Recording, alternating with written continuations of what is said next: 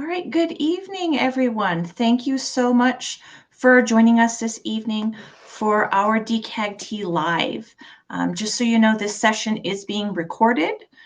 It will be available for view later on the DCAGT Facebook page, our YouTube channel, as well as on the DCAGT and the DCSD websites. So my name is Becca Koster, and I'm going to be your moderator this evening. So before we get started, I thought I'd tell you just a little bit more about DCAGT. So DCAGT stands for the Douglas County Association for Gifted and Talented, and it is a 501c3 nonprofit organization.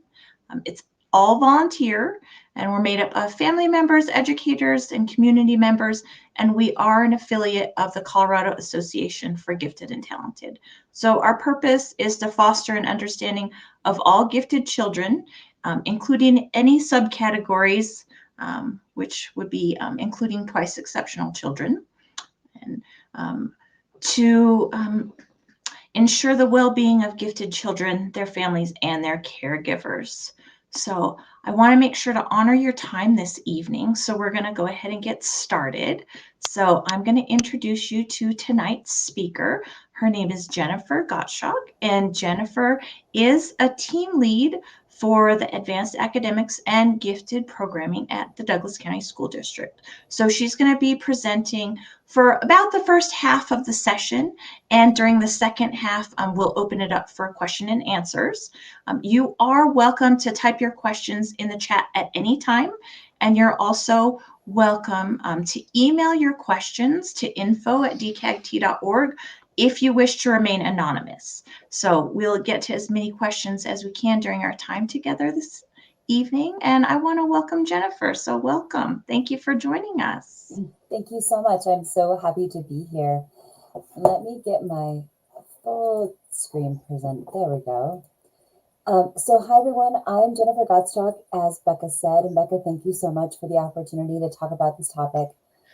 In my work, I work primarily with all of our middle school and high school GT facilitators in Douglas County, but this is my, I think, 21st year in gifted education. I've worked at the district and state level, and a lot of my, and I'm sorry, I'm also the parent of a gifted learner who is a senior in college, so I will be speaking from experience, and I also have an 8th grader, and a lot of my work in this sort of last few years in Douglas County has been around what you're going to hear me talk about tonight. So I was saying before we started, Rebecca, that I get pretty passionate about this, and so please know that that's just sort of my own intensity as I talk about something I really care about, and I'm really excited to be sharing the information with you. So what we're going to talk about is we're going to talk about sort of the why and the when to begin the conversation about course registration and course pathways. I'm going to share with you a bunch of resources that I feel like might be really helpful as you're planning and talking with your students and just thinking about next steps for wherever you are in your journey as a family, and then how this sort of plays out in our high schools in terms of options.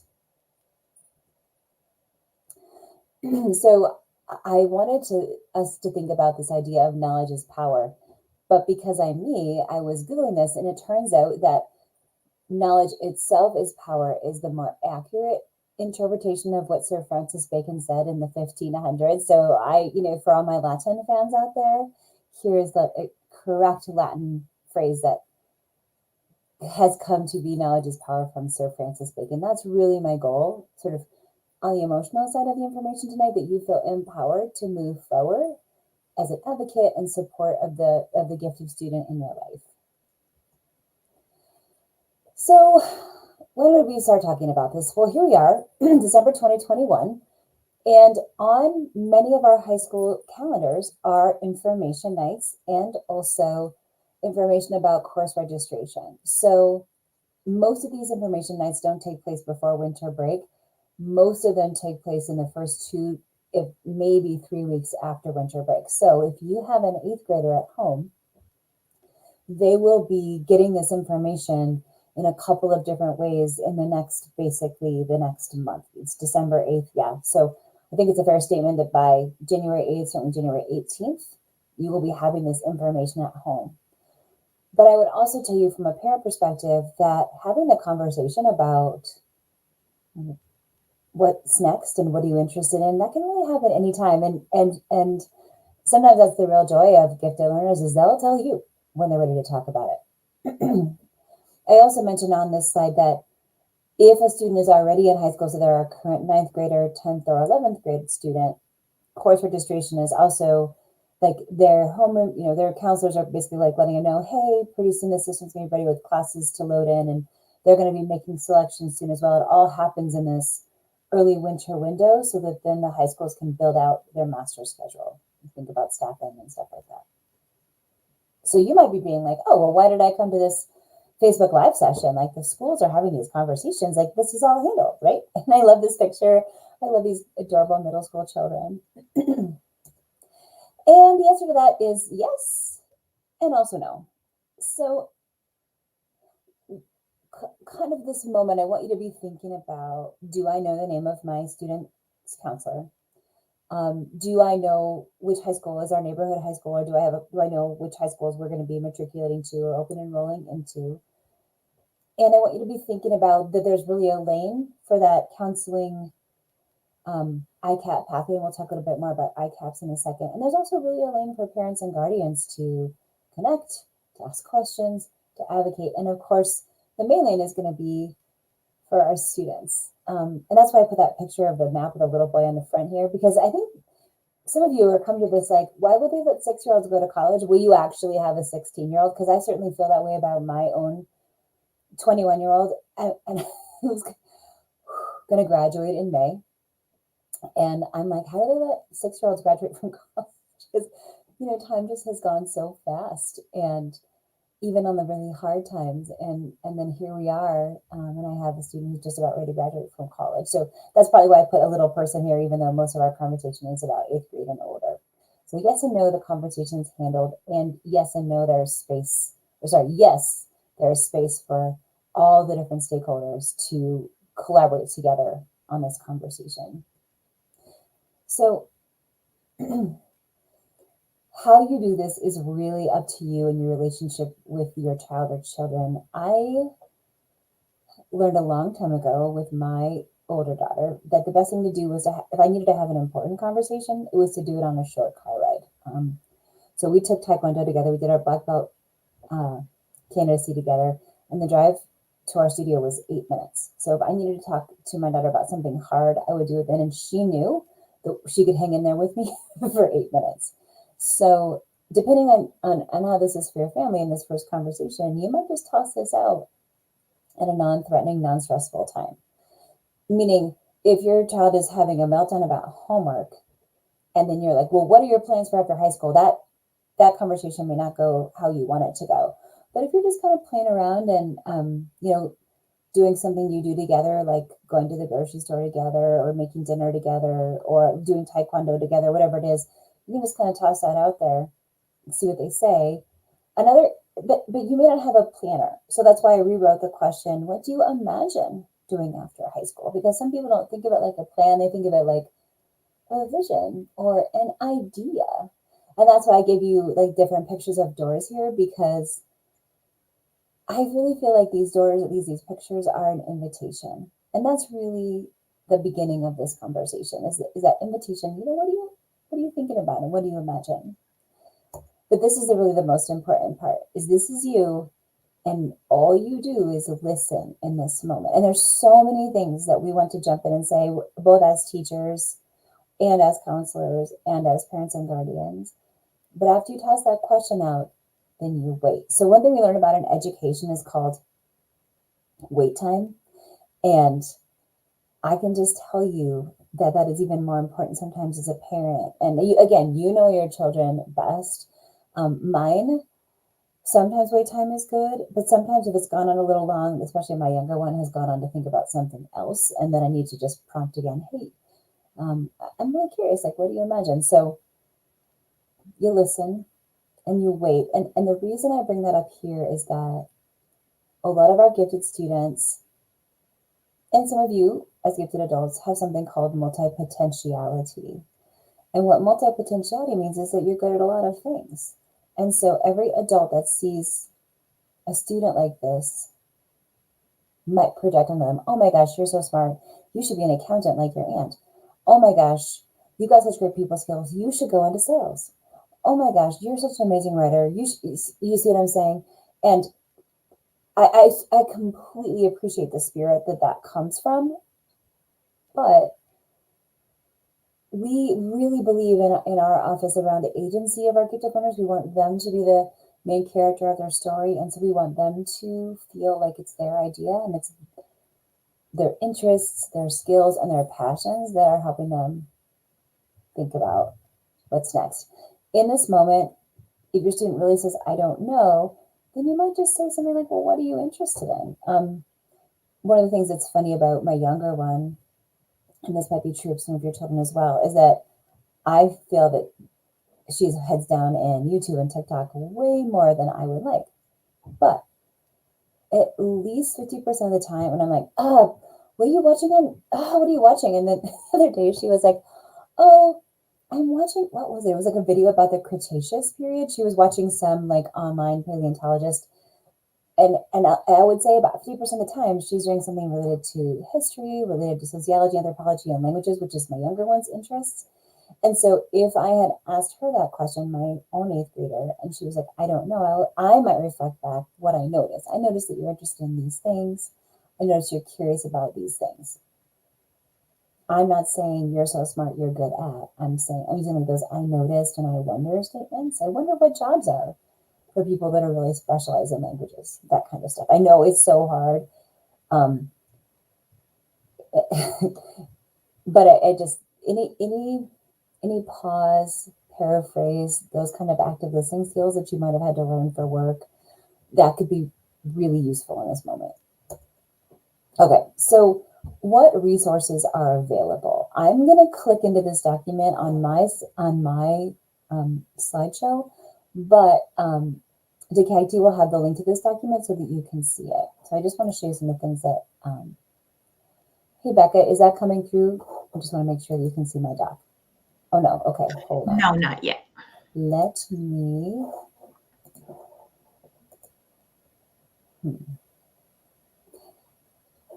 if I want to share this tab, how do I change tabs in StreamYard? So let me. Here, I think I know what to do. Oh no, that's not it. Sorry. Oh, okay. So we just lost Jennifer. She'll be back.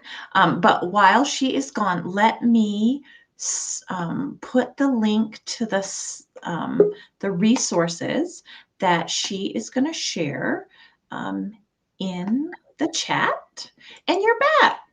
Sorry about that. Yep, that's just how we do. I'm so okay. sorry. I was like, I need to find the right tab, and then I just closed the wrong tab. Here we go. That's all right. No worries.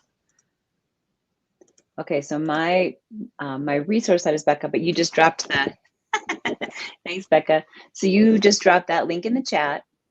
Yes. And then let's see.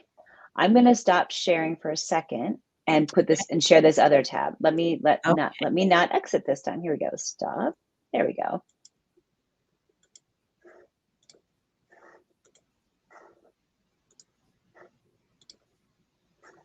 Okay, can you see my resource doc now? Yay! There it is. Sorry about that, friends. Okay, no worries. This document is what is in the chat, and each of these is going to give you some of that, knowledge in itself is power that Sir Francis Bacon was talking about. So, in Colorado, graduation guidelines were recently updated. So if you have older students, you definitely and they've since graduated like I do, graduation guidelines have changed between my first child and my second child. So definitely have a look at those. Also, have a look at the state of Colorado high school graduation guidelines, because that's got some more nuances to it that I think are pretty interesting. Then, if you have students, and if you're looking at the offerings in your feeder high school and you hear conversations about advanced placement, and you hear conversations about International Baccalaureate, and I'm going to talk more about those in a minute, this is where you could start with information. I love all of these websites.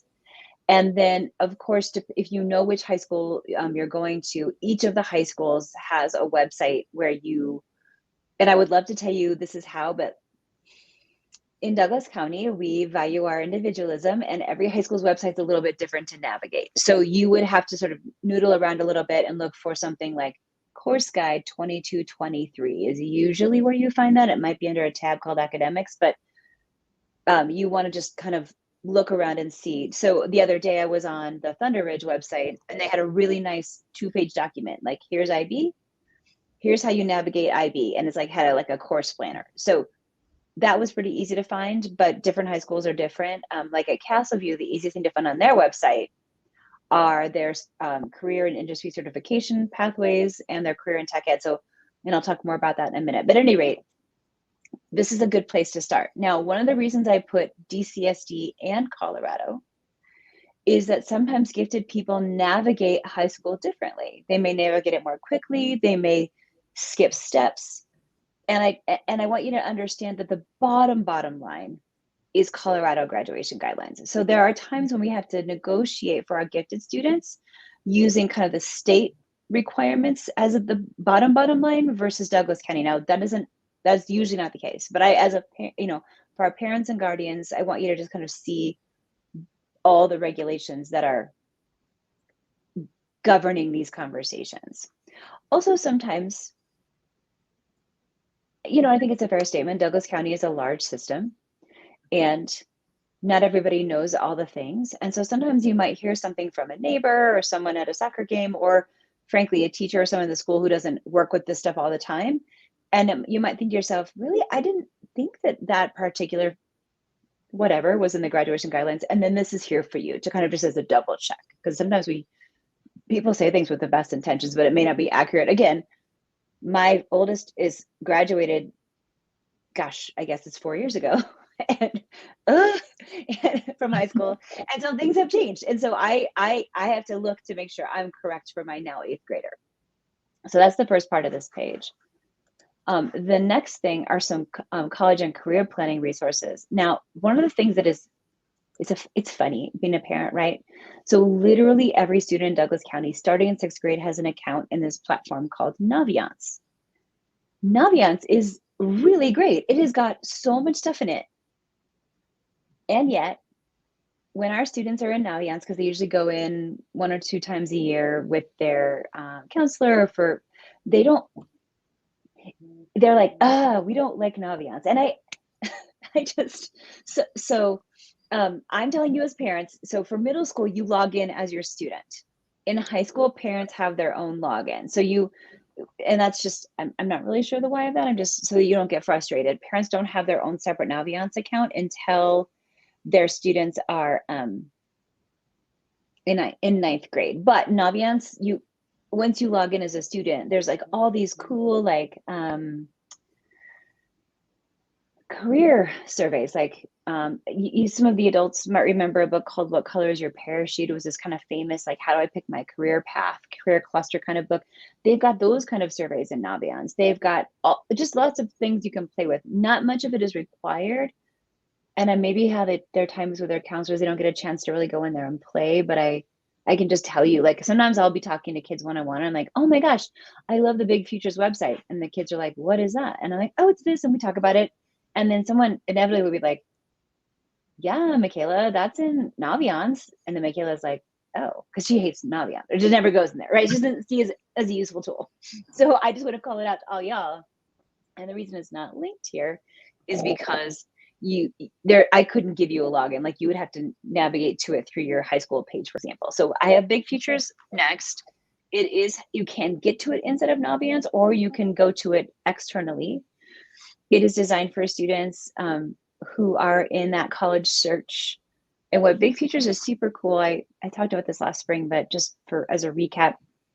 So a lot of us, when it's time to get a new cell phone, we have a couple different things we really value. Like, some people value screen size, some people value battery life, and you might value price. So you can go onto a website of like your cell phone provider, like Verizon, and you can actually choose the filters. I want to filter by price, screen size, and battery life. And you can do like a side-by-side comparison of the 3 phones you're most interested in.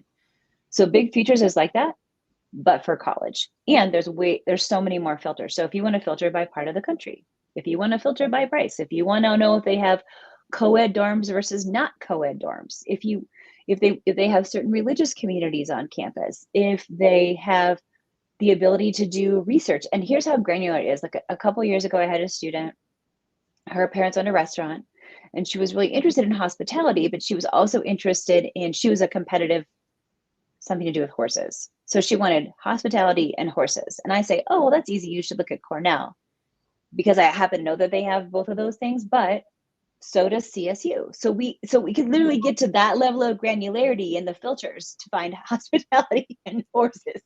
So I promise you, it is a really fun thing to play with. And then once you've kind of built your comparison grid, then you can click into the school's website. A lot of the schools now have a virtual like 3D campus tour.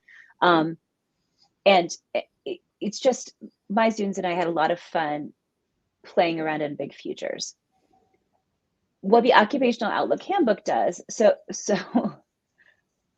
let's say that you have I was working with a student a couple years ago, and her goal was to be a chef. She wanted to own her own restaurant. And I was like, so cool. So in the Occupational Outlook Handbook, you choose the career cluster that includes chef. And then you click in, and then you can choose a state, and it can tell you how much chefs are currently making in Colorado, if Colorado has added jobs in the chefs or has decreased for chefs. And it can also tell you what your work experience is needed, and then how much you get paid. So I'll choose something outside of restaurants for a second. So I was thinking about 2 different students, but both with restaurants. This was a student who, wanted to say, so the first answer was engineer. And I was like, oh, well, what kind of engineer? And then we got to like civil engineer. And then we got a little deeper into what type of civil engineering. So same, you can do that here with Occupational Outlook Handbook. Click into that cluster, look at kind of the prognosis. In general, are engineering jobs increasing or decreasing? And then how much money do you make as an entry-level civil engineer? And what kind of education do you have to have 4 years? Is it industry cert? Do you make more money if you have more degrees? And it does that for pretty much any job I've ever heard of. So my students thought that was really fun too, because we didn't know. And again, lots of things are happening here. We're learning about money. We're learning about job titles that we didn't even know existed. We're learning that, oh my gosh, like there's a way higher demand for this kind of job in this part of the country than in that part of the country. So there's so many fun things you can do with the Occupational Outlook Handbook. I'm going to skip Road Trip Nation and go down to Texas Reality Check, which I also talked about, I think, briefly last year. And this is a website I found. I don't know, like, you know, you're Googling and you're like, wait, what? I just struck gold. So I was trying to find something that taught kids like how do you plan for how much money you need? And someone made this for the state of Texas, I think with a grant. And I played with it the other day, so it still works. We don't have one for Colorado. So please understand, I'm in no way endorsing the state of Texas or their properties. If we had one for Colorado, I would give it to you. But I've looked, like other states haven't done this. So this is so smart. So what you do is you play pretend. So you click into this website and you're like, the first thing it asks you to do is choose a city. So I would say to my students, like, which parts of Texas, like the fancy cities versus the small towns. So first you choose where you're going to live. And then it walks you through this whole widget. Like, are you going to live with a roommate? Are you going to live at home? Are you going to have your own place? And then it asks you, are you going to have a pet? Are you going to buy expensive shampoo? Do you have student loans? What kind of healthcare? And it like keeps a running total of kind of the lifestyle that you're going to have. Like, what kind of cell phone plan you're going to have?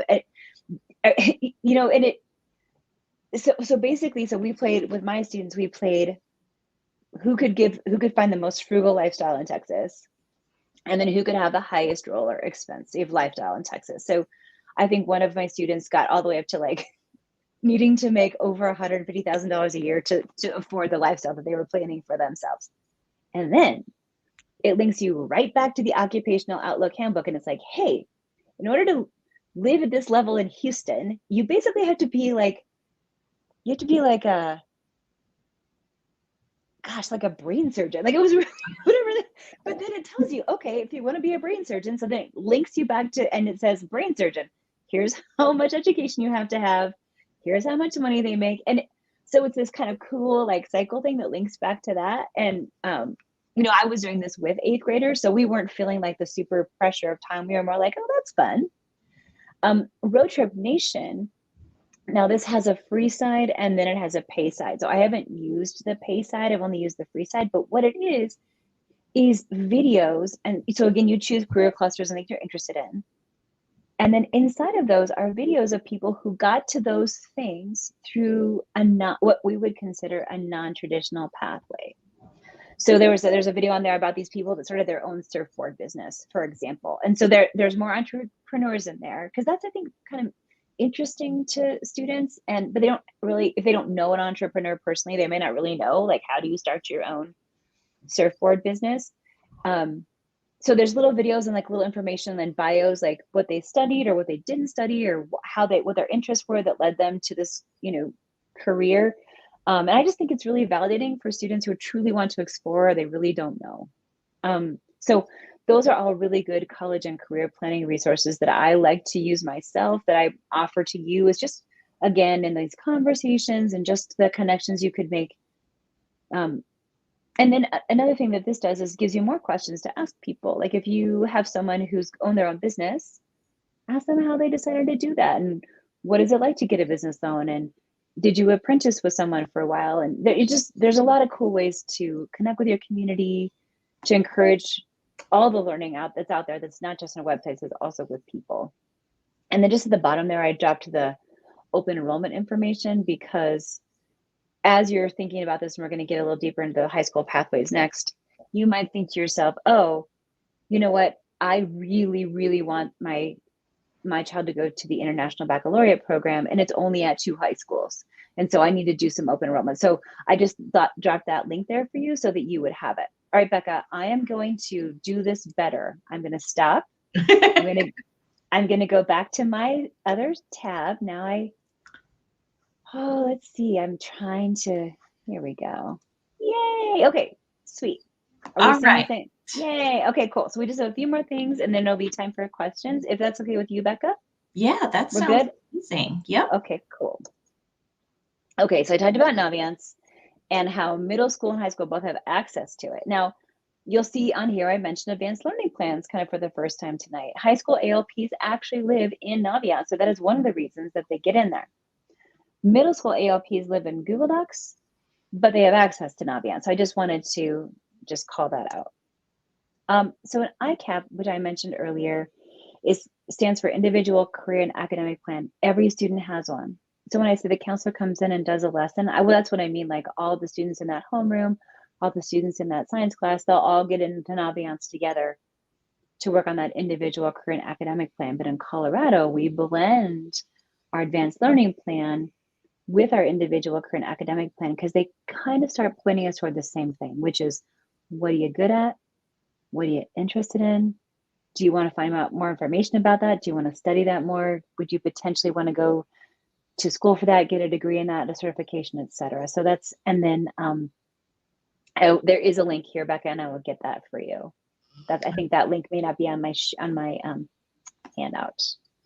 So one of the things I wanted to call out that I don't think all of our parents know is that while in elementary school we're pretty strict about one goal per academic area in gift identification, but once we get into 8th grade, we start to look towards, like, what are your overarching goals? And so they can combine those areas of interest or those areas of strength into one ALP goal, which we've gotten some really good responses from our students when we made that shift about a year ago. Okay, so back to when you were listening, and you might have heard some things that show up on this slide here. So this is a table that I made. This is not something official out of Douglas County. We will eventually, I think Douglas County will have some official diagram like this, but for our conversation tonight, I just wanted to have this visual as a placeholder. So you might have had a child that said, you know what, I want to go to a military academy. And I, as a cousin, one of my, so you know how in families, like, so I have cousins my age and then my cousins have children.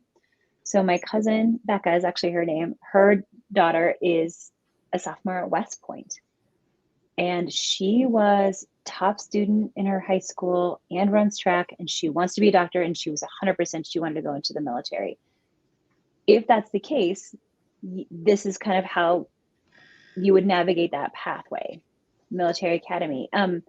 Or you might have had a student who was like, I don't know, I'm worried about money, and college costs money, and I really want to stay. Also, a goodly number of our students do want to stay in state, so this pathway here might be the one that you heard as you were listening to your student. And then I gave explore kind of the bigger section because, and this is back to that, well, this conversation is being handled at school, right? So these two buckets here, college in Colorado and saving money, and the explore bucket, these are the two that your children will hear the most about sort of in general conversation with school counselors. This is sort of everybody's sort of wheelhouse and sweet spot. Explore, that bucket can include students who are interested in taking a gap year. And also we have students who are very interested in going directly into the workforce. So in the explore bucket, you have tons of flexibility in terms of electives, in terms of if you do advanced placement or IB. CE stands for concurrent enrollment, CTE stands for career and tech ed, or like we talked about a little bit, those industry certifications and apprenticeships. And there's also a work for credit option that we have in Douglas County. I know, right? That's kind of cool. Yeah. The out-of-state kind of medium competitive university bucket, our counselors don't always talk as much about. So that's where that lane for a parent or guardian kind of gets a little bit broader. My 8th grader is currently, her top interest is the University of Wisconsin, which is where my husband went. One of the things you want to think about if your student tells you Purdue or Wisconsin or Michigan or USC or whatever it is, actually SC might be a little more highly selected, but you know what I mean, is you want to go to that school's website and you want to start looking to see what they say they need. But for a student who's in that medium competitive, let's say whether it's in or out of state, they probably want to be thinking about adding at least some advanced or honors courses in their schedule. They definitely want to be thinking about school-based activities like sports or theater. And then also they probably want to start doing some outside of school activities that would include volunteer work. If you have a child who is like, I'm going to Harvard, or I'm going to Princeton, or I have to go to an Ivy League school, or Cal Poly, or one of these incredibly competitive schools. So my daughter's top choice was the University of Chicago. It is an amazing school, and they have a 5% acceptance rate. So just to compare, so U Chicago has a 5% acceptance rate. Purdue, which is I think would be a very solid out-of-state medium competitive, Purdue has like I'm going to say it wrong, but I want to say like it's like a 30% acceptance rate. And where my daughter ended up going, which was the University of Puget Sound, which was her second choice, I want to say their acceptance rate is like 26%, but they have a strong pipeline from Colorado, which might have helped. I don't know. But anyway, sorry, back to that last column. So if you have a student who's like, I'm going to Princeton, well, right now, 8th grade, when you're registering, it is on. You're looking at what are the advanced options we can put into the schedule right now. You might be thinking about the IB diploma program. Those are the credits that transfer the most. I can certainly talk more about that. And one of the things these highly selective colleges say is they really do continue to talk about that idea of the well-rounded student. So you want school-based activities and volunteer work that they do, not like a one-off, like one time in their whole lives they went and volunteered somewhere, like regular volunteer work, and preferably volunteer work that has a community impact. So I'll share a little anecdote. My daughter, when she went to the U Chicago campus to see and go to an information night, and the man in charge of admissions was talking about what to put in their essay, and he said something kind of flip like, yeah, gosh, there must be a hospital on every corner of every city in South America. If we, based on all the essay students write about helping to build hospitals in South America. And I was like, oh my gosh. Okay. So they are really spoiled for choice there at U Chicago. And that is why they're accepting 5% of their applicants. So before we move on from this slide, I just want to emphasize that every high school in Douglas County has offers the majority of these options. The International Baccalaureate program is the key exception to that, because it's only offered at Thunder Ridge High School and at Douglas County High School, the diploma program. And so I just, for here, how gifted students navigate these options can be a critical success factor. I also want to call out here that specialized arts schools, which would be we do have students identified, for example, as gifted in the visual arts, the performing arts, music. They will probably fall in these two buckets here, the out-of-state medium competitive or highly selected, depending on what type of school. Like if they want to go to the Rhode Island School of Design, that's a highly competitive design school. So what your role here is to really just become an informed consumer. One of the cool things is that many universities, especially the bigger ones, have local recruiting reps. The one for University of Puget Sound, at least when Simone was applying, was named Miles, and he's the sweetest, nicest man. My colleague Natasha Strayer, who's here in the Facebook, both her children have interacted with local recruiting reps who sometimes come to the high school, but they're very personable online and they really welcome, and being engaged with them is a good strategy. Also, and I don't know about all of you, I'm technically Gen X, but I get called a boomer all the time by my children. But here's the thing, the website may not have all the answers. Go ahead and call or email like a boomer. It's okay. Or have your child do it. But if the information is not there, someone will be able to answer your questions, and it's okay, and you do want to be asking them. And then this other bullet, assume everything has changed, is because between time passing, between maybe when you were in school or older children went to school, and of course the COVID-19, lots of things have changed. So that's the other reason why you want to be an informed consumer. Don't assume, like my husband wouldn't assume that guidelines are the same when he went to University of Wisconsin as for Phoebe to apply 4 years from now. But it's just, kind of just get up to speed. Just know that things have probably changed. And if it doesn't seem like it has, or they haven't updated their website, call. So 8th grade, aren't these adorable? 8th grade, oh, so sweet. So here's the story. Start finding out what choices freshmen have. A freshman schedule, they're going to load it up on the core requirements that students have to have for graduation, as they should. But there are some places where freshmen can make choices about electives, about honors or advanced levels, if that's the case. And just those are the kind of things you want to look for when you're looking at those high school websites. And if your 8th grade is leaning towards any of these 3 options, have them added to their advanced learning plan.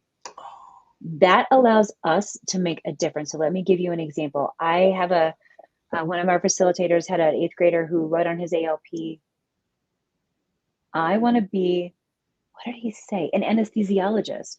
And therefore, I'm going to go to medical school. And right now, what I want to do is take as many science and math classes as I can. And I want my schedule to be challenging.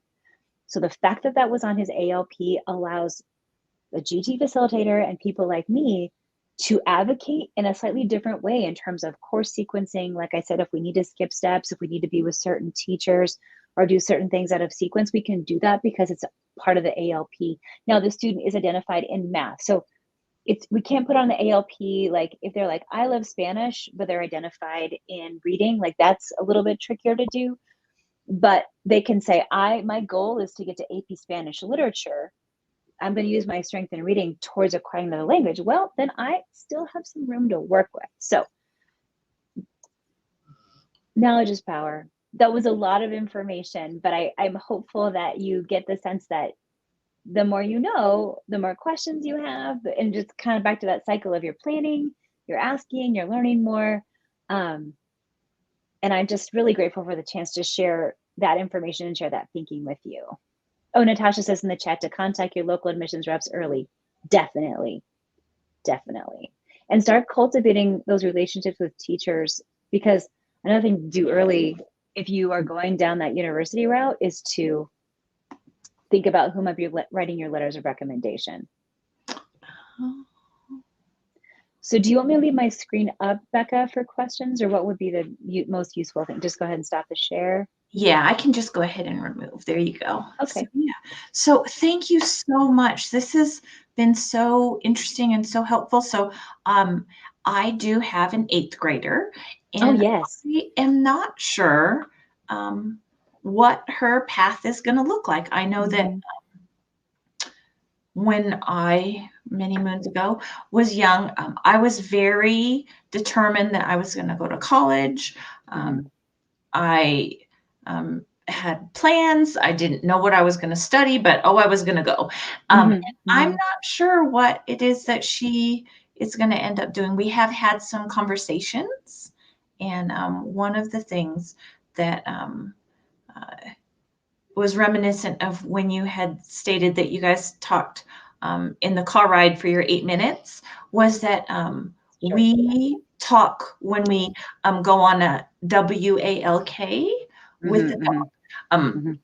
My dog is right there, so I cannot say that word or we will have a problem. Yeah, I fully understand. But yeah, this has been really helpful and so interesting because I graduated from high school a long time ago, and so much has changed since then. And so, yeah, it really has. Another thing I'll just mention is that almost all the big universities like Michigan offer online courses students can audit for free through Coursera and edX. And that's a really fun way to just kind of get a sense of what a real college class feels like. Oxford University is on there too, which is fun. Some of my students were like, I'm going to take a class in England. And I was like, do it. You know, it's free. Just have fun. And you have to audit it. You have to go in and choose the audit choice. But that was fun for them too, because sometimes when kids tell us that they're not sure, it's because they're worried, you know, or they're feeling like I might not be, I don't know if I can do that. right. One of the things that is, since it's just us moms here, right, Becca? That's right. So one of the things that I want to tell all of our potential future college students is that I'm going to just go out on a limb and say 80% of the time you have less homework in college than you do in high school. High school is just interesting with homework. That was a big shock to my system. I don't know if it was for you, Becca, but I played sports, I did theater, I did volunteer work, and I took a full load of AP classes, and I had easily 3 or more hours of homework every night. And I got to college, and my classes were like 3 quizzes and a paper, or 3 papers and a test. Right. And I had to figure out, like, oh, I have to know how to study now, like without homework. And so a lot of my conversations with our GT facilitators are, let's build up those skills. Like, what is actually needs to be transferable so that you understand how your own brain acquires information and then transfers it to a test or to a paper to demonstrate that you have acquired that information. And to me, that's a more valuable way to spend our time, maybe than some of the homework that our kids do. But I think if some kids, because what happens is you'll have an advanced placement teacher say, this is a college class. I mean, kids are like, this is terrible. I'm spending 5 hours a night doing outlines for you. I can say with pretty strong confidence that you mostly won't be doing that kind of what our gifted kids perceive as busy work at Cornell. Right. You know, I went to Tufts University. That's a highly selective school, and it was so much easier than high school. And I feel really bad saying that because it's not like Tufts is not, it's an awesome school. But like my high school was like a big, like Denver East kind of school, like a really intense academic program with lots of academic pride. And I worked so hard. And then I got to Tufts and I could play sports and do theater, and it was a lot easier. Which is amazing. Right? So thank you, Omaha Central High School, because I got an amazing education, amazing. But what are some of the things you think people are wondering about? I think probably a lot of people are wondering what is the pathway that their student should take and how to get there. So I think understanding, you know, IB, understanding like the AP course system. I know that when I went to high school, there were no AP courses in the high school that I went to. I went to high school in Western Colorado in a smaller town. So that wasn't an option. And I think some of the families that I know are talking about, like, is college the right choice? Like, is it is it a good idea maybe to go to community college first for a couple years, save some money because college is very expensive. Even if you have been saving since your student was tiny, it's still very expensive. And then transfer out to a bigger school, or maybe go to school at home for a couple years so they can commute. And then if they want to transfer, I think a lot of people that I know who have students my daughter's age are already having kind of those conversations, and they don't know what it is that would be the best choice for them, but they also don't know, like, is that frowned upon? Is it looked down upon if you go to community college or you're a commuter or that kind of thing as well? No, that's so important, because I think what you're saying is, as parents, we're doing as much searching as our kids are, and we're sort of searching alongside them in a lot of ways because the world has changed. So I want to take a couple pieces of that conversation. So one of the columns that I didn't talk a ton about, so I wanted to come back to, is that idea of college in Colorado and saving money. So I worked with a student who would have been, I say would have been because I left the school, and I'm sure she's doing great, but she would have been the first person in her family to go to college. So immediately there's scholarships for students in that situation. I do want to mention that there is a scholarship search tool in Naviance that you could literally, so my friend Judith that I used to work with, she would say, look, don't get a high school job to save money for college. Spend 2 hours every day applying for scholarships, and you will end up with a lot of money, because you get those little scholarships. Because sort of a common story that counselors tell, but as far as I know it is true, is that there are millions of dollars in scholarships that go unused every year. So there is, I think, just my point is that there's money sources that maybe people don't know about, that we could all kind of crowdsource and help each other. In Colorado, specifically to Colorado, so this is what I'm talking about. When a student wants to go to, for example, CU Boulder or CSU, all the credits you take that are concurrent enrollment in Douglas County, which are through, almost all of them are through Arapahoe Community College, those credits will transfer. There are other schools out of state where those schools transfer, but not all. So I'll talk first about those community college credits. So in Colorado, those credits transfer. And so we have students that can graduate with like almost 2 years of community college credit. And then as a family, so the student of mine, we were like, all right, so you can load up, you can get 2 or more years of, and then she didn't want to go to 4 years of college. She wanted to go to basically get an associate's degree. She wanted to be some kind of nurse. And so I was like, look at this, like, and we were like digging in, like looking at the programs and looking at scholarships, and she could totally get the credits, and then basically would have to figure out 1 year to pay. And we were pretty sure, because she was going to be the first person, that we could get that covered. And also for her, she wanted to be as close to home as possible, very, very close with her family. And so we were like, here's all the wins, but we had to like carefully like tick through those things. When students take concurrent enrollment classes through Arapahoe Community College, sometimes those credits do not transfer outside of Colorado. And what I mean is, every school is different. And that's why back to being an informed consumer. So my understanding is that the credits acquired through the International Baccalaureate Diploma, those transfer nearly everywhere. And I mean like Harvard and NYU and Caltech and all those schools. There's a funny little thing that the School of Mines does, which I think some of the other like technical schools like Cal Poly would do, where they make you take their version of calculus or whatever, but everyone just kind of rolls with it. Like, okay, School of Mines, we'll take your version of calc, whatever. But in general, those are the most transferable. Next most transferable are advanced placement classes. Transfer happens in 2 ways though. Sometimes transfer is replacement. So like for me, and also for my daughter, she could test into immediately to a higher level, but it didn't replace some classes. But at other schools like NYU, for example, or Purdue, for example, those AP classes literally satisfy core requirements, meaning you're paying for less college. So that's something you have to kind of, again, dig into the college website to see, like, how do you use those credits? Does it just mean I get to move into English too?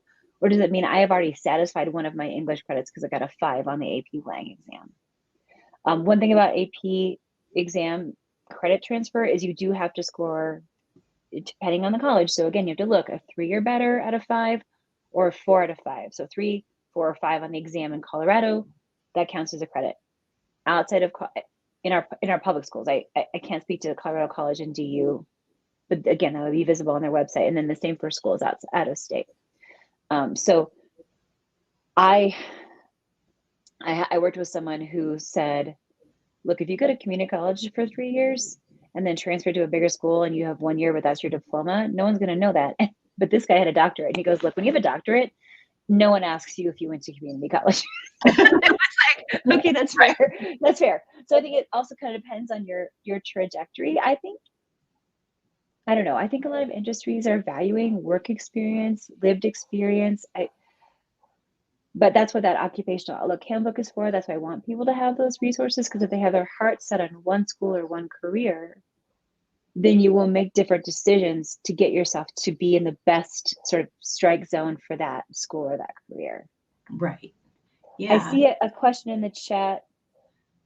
Yeah. So the question is regarding high school students taking concurrent post-secondary courses. Mm-hmm. How does that affect their ability to obtain freshman scholarships? So I'm going to talk about a friend of mine whose daughter is at Purdue. So like you, Becca, this young woman, she is from Western Slope, Colorado, no AP classes at all, but tons of online classes through Mesa State. And so Jess, she had like 2.5 years of concurrent enrollment I think she actually graduated from high school with an associate's degree from Mesa State. So the way scholarships work, Jen, is that you don't get a freshman scholarship, you get a scholarship to that university. So Jess entered Purdue as a junior, and her scholarship is for 4 years. So Jess will get to do a master's degree because she's that kind of kid that she can do it. And so she will graduate with a master's in 4 years, and all of it will be paid for, or nearly all of it is paid for. I think she has a work study job, but like, it really helped her case. And I like the Big Ten. But Purdue, I'm a kind of a fan because I saw the head of Purdue speak at the College Board Conference last year. They've worked so hard to keep tuition down. They do accept credits like more than many schools that I know about. So that's my understanding of scholarships. However, ask if you're starting to narrow down, and like so what some of the advice students will get is, if you're thinking about colleges, pick like a high, medium, and low. Low meaning you're pretty sure you're going to get in. Like you're pretty sure you're going to get into UC Denver, or you're pretty sure you're going to get into University of Wyoming, or whatever you sometimes heard it called a safety school. Double check everybody's requirements. And then when you're not sure what those financial aid packages or scholarship packages look like, just call and ask. There'll be someone in the financial aid office who want you to have clarity about how that works. That's really nice. I feel like no one's trying to trick us about college money. They're like, here's what the bill looks like. Although I will say, because we were looking at this at Wisconsin the other day, sometimes room and board is separate from tuition, and sometimes they're together. So double check when you're looking for like what the bottom line dollar figure is, if it's including room and board and tuition, or if those are separate. Kind of back to your point, Becca, about are you going to commute and live at home? But because there's a lot of options once you start to play around. I will tell you, just sort of the last thought on this topic, that I really wanted to leave. I'm from Nebraska. I love Nebraska. I just didn't want to be there anymore. And I wanted to go far away. And my parents would tell me, oh dear, I was 9 and I was talking about college with them. And they were like, well, sweetie, it doesn't really matter as long as you're at least 300 miles away. And to a 9-year-old, like that felt really far. And I remember like maybe like going to my room and crying and being like, why would my parents want me to be so far? And later my mom was like, well, honey, it's because we wanted you to be independent. We don't want you to come home and be able to do your laundry. And anyway, but that really stuck, that message. And the closest place I applied was St. Louis. I ended up in college in Boston, two airports away. But knowing what I know now, and I have 2 additional degrees beyond my bachelor's degree, I probably would have understood that I could have gone to a state university, gotten a full ride scholarship. And then if I had to pay money or try to get out of scholarship, I would have then use that towards like a fancier graduate degree, knowing what I know now. But that's just, but no one could have told me that when I was 17. I was like, I'm leaving Nebraska. You should just stop talking. Right. I've got to go. Right. And you all have, some of you might have that child at home too. But I think there's a lot of ways to navigate the paths. And the good news is, and Natasha and I were talking about this the other day, we know a lot of stories of how things tend to work out. You know, that a student really had their heart set on this one school or this one path, and then it didn't happen, or there was a change, and then it was actually the perfect spot. Because really, our job in Douglas County is to get them ready for any of the choices that they might choose. And then what this conversation about is just helping us as parent advocates just get even a little bit more informed about all the additional choices and how starting in 9th grade, those things stack out to options. Right. Yeah, definitely. And then in terms of the percentage of effort that family puts in, parents or guardians, versus what the student would put in, like how should that look? And That's does it change as they get older? Yeah. So, you know, there's this phrase we say in teaching sometimes, which is gradual release of responsibility. But I would also say truly, you know, your child. So some of our children have like more inertia. They're just sort of happy being in the spot that they're in. You know, like my 8th grader's playing Animal Crossing now that her homework is done. She's really happy doing that. My older daughter, I had said to her, I started just laughing because she's very strong-willed. And I was like, do you want me to get you, like, do you want to do some work with like a specialist in this area? Like there's people who have like side businesses helping people apply to college. And she was like, oh, definitely not. And I was like, okay, so can you just show me where you're at in the process? And then Simone could lay out like, this is what I'm doing. This is where I'm at. Like, this is how I'm managing my deadlines, or this is how and I know enough. So this is back to this part. Like, your kind of job is to just double check them in terms of, are you on track? Do you know, did you reach out to the University of Michigan rep, or have you talked to Cornell lately, or whatever it is they're interested in? Or, you know what, so-and-so went to veterinary school after a long career in the restaurant industry, and you might want to talk to them, right? So I think for us, it's questions and guidance. The tricky part, like I was saying earlier, is, well, everyone knows that you're good at math, so you're going to be whatever it is. Right. You're going to be a stockbroker, and therefore, and I think that's our real test as parents is kind of like, I was thinking this morning about this, like most of us have helped a child learn how to ride a bike. Mm-hmm. And if you think of that as a good metaphor, like at first you're like right next to them, and you're holding them up, and you're like, and in your heart, you're like, don't fall. Right. Right. And then the other day in my neighborhood, I saw a mom like speed walking behind her like 5-year-old on a bike. Right. So you're right there. They're still in your line of sight. But then eventually they like ride their bike to a friend's house, or they ride their bike to the library, and you just know and trust that they're a capable bike rider, and they're choosing where they're going, and they're being safe, and you know that they are. And I think I don't know if that helps, Becca, but that's kind of how I think about this journey, is because it's such a big commitment where they go next. We want them to feel like they chose that for themselves. Right. So I don't know if that answers your question, but that's kind of how I've been thinking about it lately, as with my own 8th grader, because I have to do a really careful dance, because the minute I leaned too hard into something, even if it would have been great for her, she's like, nope, since you like it that much, I obviously do not. Right. Yeah. And she's super stubborn. So I don't want her to dig in anywhere, because it would be like 10 years before she would be like, oh, maybe I like that. Right. Yeah. No, I definitely understand. Yeah. Yes. Well, thank you so much for sharing all this wonderful information. I know over winter break, we're gonna my daughter and I are gonna explore some of the links. One of the games that I like to play is Let's Pretend That We're Rich. So I'm going to use that Texas resource. Yes. It's so fun. We made it a contest to who could get to like that most expensive lifestyle. And you can really pile on if you get expensive clothes, expensive shampoo, if you have multiple pets, you live alone in a fancy apartment or house. Like, You have to drive a nice car.